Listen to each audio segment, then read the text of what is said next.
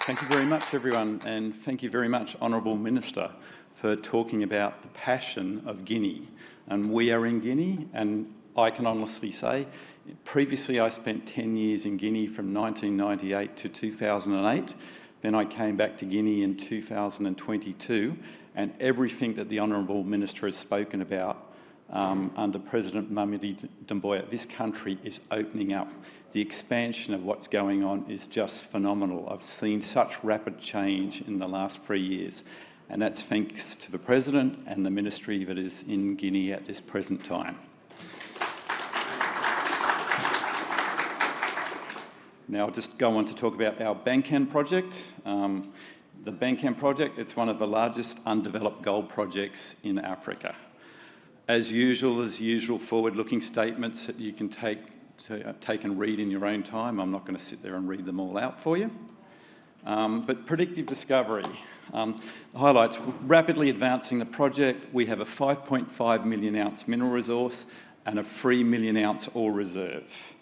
The major catalysts for unlocking this project, we've had the environmental approvals. At the start of the year, the Ministry for Environment and Sustainable Development issued our environmental compliance certificate. We've completed the scoping studies. We've completed the definitive feasibility studies. We have our exploitation permit application in. That's going through the final stages of the approval process. It has a 12-year mine life of average production of 250,000 ounces of gold for 12 years at an all-in sustaining cost of just over $1,000 an ounce. And remember, today gold is trading at around $3,500 an ounce. We have a very constructive board and management team, all of who spend time in Guinea. They don't manage from afar. I bring my board of directors through into the country at least once a year, and they go to site. They also go around and meet various people in government, etc., including the Ministry of Mines, Ministry for Environment and Sustainable Development. The Prime Minister met with the Prime Minister as well. And all this project is further strengthened by the current gold price. We also have some major institutional and strategic shareholders. We have BlackRock on the register. We've got T. Rowe Price, we've got Merck, we've got strategic holders, Perseus, Lundin, we've got Zijin, we've got Van Eck, we've got Franklin Templeton, etc. All very strong, all know, understand, and have no problems with investing in Guinea. I've talked about the board. I mean, also there's our board members, and I also have a very strong country team.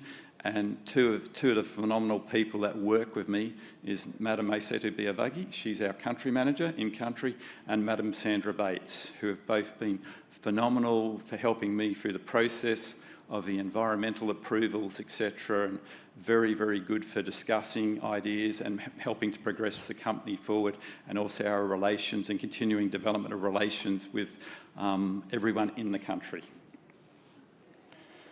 I won't talk too much about Guinea, but Guinea is one of the biggest exporters of bauxite in the world. That's generally on the left-hand side of the map of Guinea. Up in the northern section, you've got the big gold area. You've got the Anglo Gold Ashanti gold mine that's been operating for over 30 years.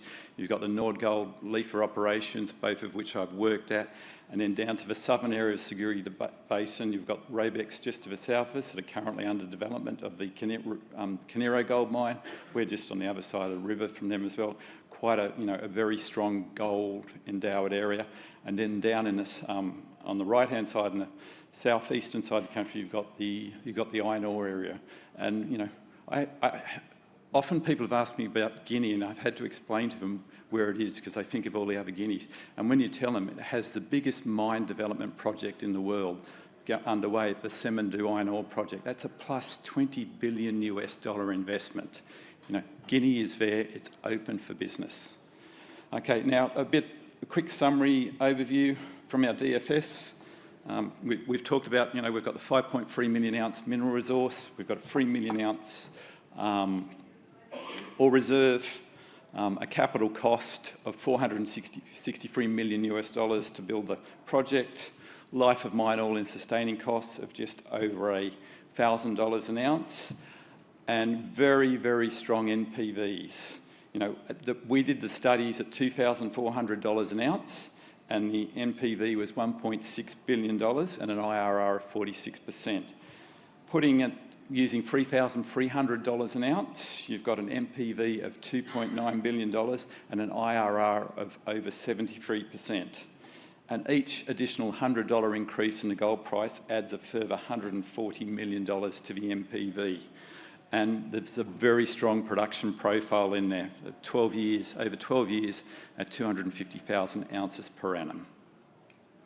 The project is made up of a series of open pits, three open pits, the NEB pit, the Bembedden pit and the BC pit, and also the underground mine as well. The whole structure, the main structure, extends over 1.2 kilometres down plunge, and this is what drives the project and the production profile.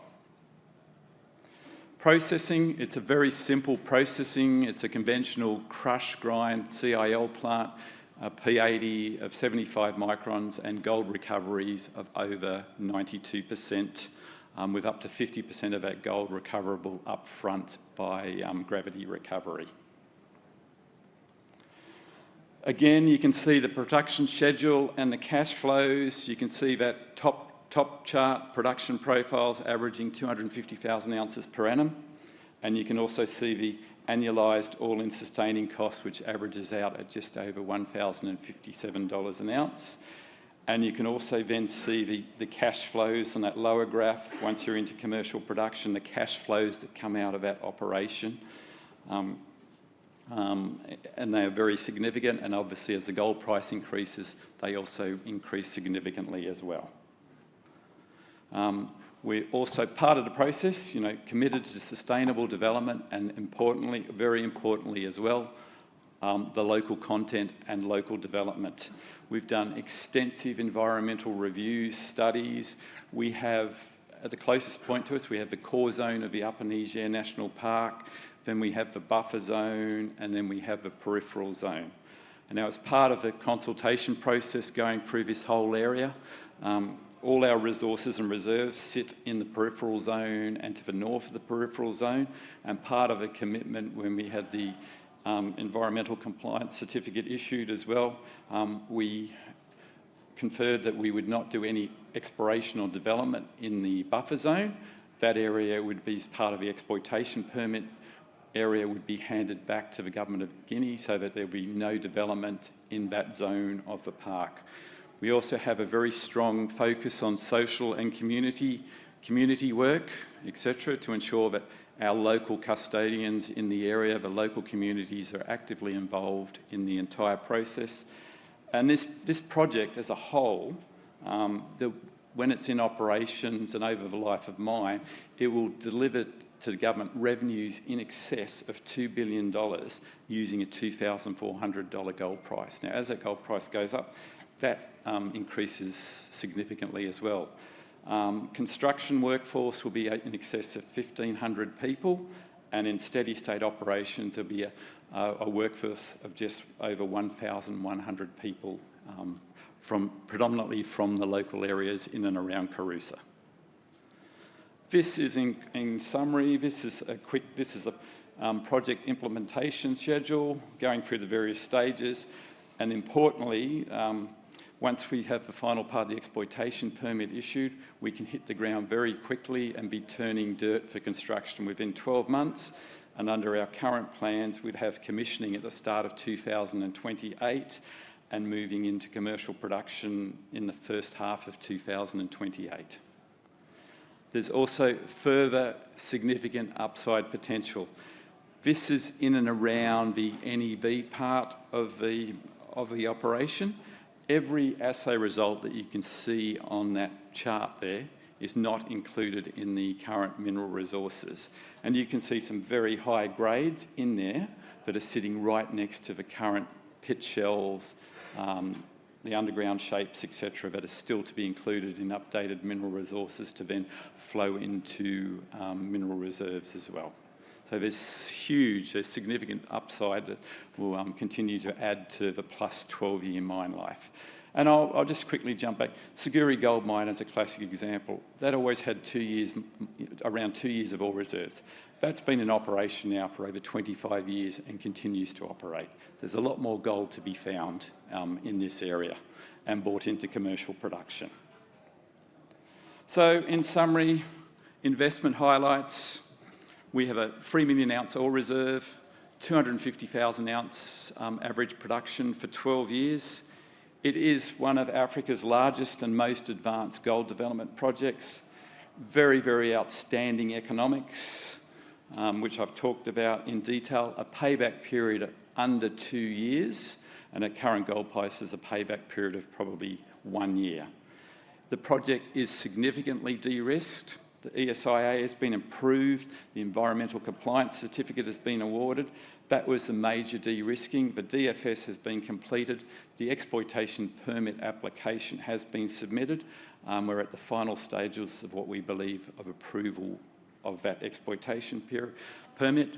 We have a very experienced board and management team, and we're backed up by, one, the support we are receiving from the government in Guinea, but also our major institutions, as I've talked about before, BlackRock, T. Rowe Price, Franklin Templeton, and we also have strategic partners in there as well.